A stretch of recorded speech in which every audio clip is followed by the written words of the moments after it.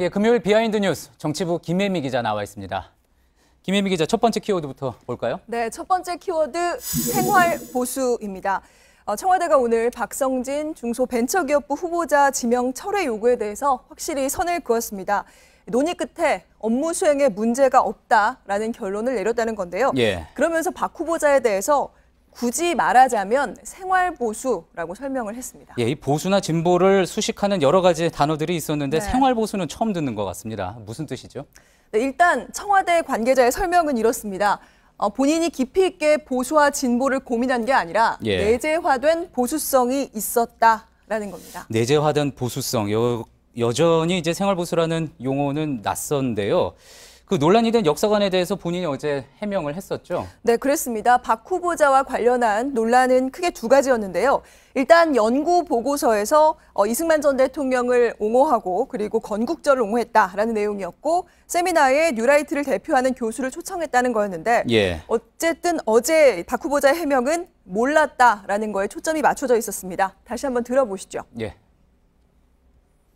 건국과 정부 수립이 개념이 다르다는 것을 처음 알게 되었습니다. 한 번도 그 운동이 어떤 성격인지를 생각해 본 적도 없고. 예, 어쨌든 어떤 보수 정치에 적극적으로 나선 것은 아니지만 그런 어떤 지식을 가지고 있었다. 생활보수라는 말이 그 정도로 해석이 가능할까요? 저도 사실은 어렵습니다. 잘 예. 모르겠어서 제가 포털 사이트에서 한번 찾아봤는데요. 일단 국어사전에는 없는 말입니다. 예. 다만 오픈사전이라고요. 이용자들이 자유롭게 이제 정의를 내리는 건데, 거기에 보면 사고나 정치 성향은 진보적이지만 실제 생활에서는 무대책으로 보수 성향으로 치우치는 층이라고 예. 이렇게 나와 있습니다. 근데 오픈 사전이라고 말씀하셨잖아요. 예, 이거는 예. 인터넷 이용자들이 어떤 권위자가 한 게 아니라 인터넷 그렇죠. 이용자들이 그냥 서로 올린 내용인 거죠. 네. 근데 그럼에도 불구하고 어쨌든 박 후보자의 해명과 좀 맞는 부분이 있긴 합니다.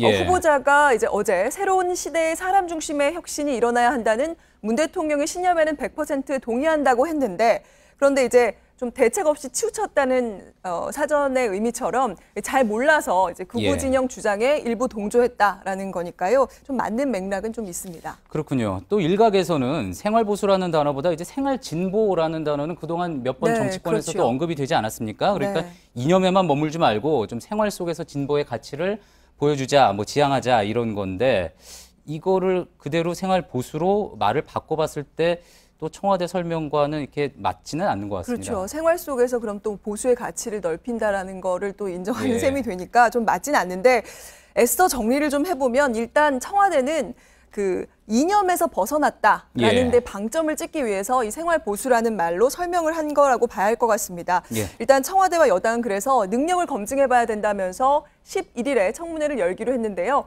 야당은 여전히 반대를 하고 있습니다. 그래서 예. 정의당 이정미 대표가 오늘 그 설명이 나온 이후에 이런 얘기를 했습니다. 그러니까 구급 공무원도 국사 시험을 봐서 그 사람을 뽑는데 예. 다른 점수가 높다고 해도 기본 소양이 갖춰지지 않은 사람은 좀 문제 있는 거 아니냐, 이런 지적을 했습니다. 정의당에서도 공식적으로 반대를 한 거죠.